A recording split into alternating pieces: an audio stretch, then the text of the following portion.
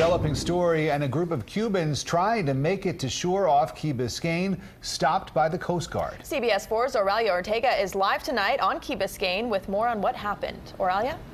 Rick Rudabay, Coast Guard officials say the group of Cuban migrants, which consisted of 9 men and 2 women, were armed with machetes and with knives, and they refused to stop. Border Patrol agents say they had to fire pepper spray into their vessel to catch up with the group.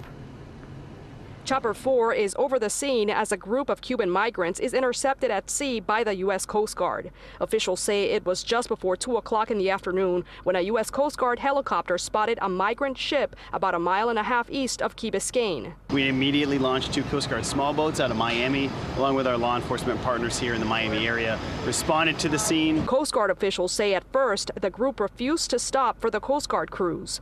Once the migrants did stop, officials say they discovered they had weapons on them. They were brandishing knives, machetes, again, non-compliant with our Coast Guard crews on scene.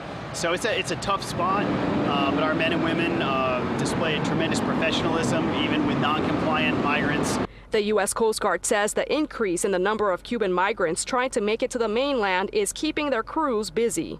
We have seen a steady increase in the number of Cuban migrants. We've also seen an increase in the number of non-compliant cases involving Cuban migrants. And the group was taken aboard a Coast Guard cutter where we were told they were provided with food and water. Coast Guard officials say most likely the group will be sent back to Cuba. Live on Key Biscayne, Oralia Ortega, CBS 4 News.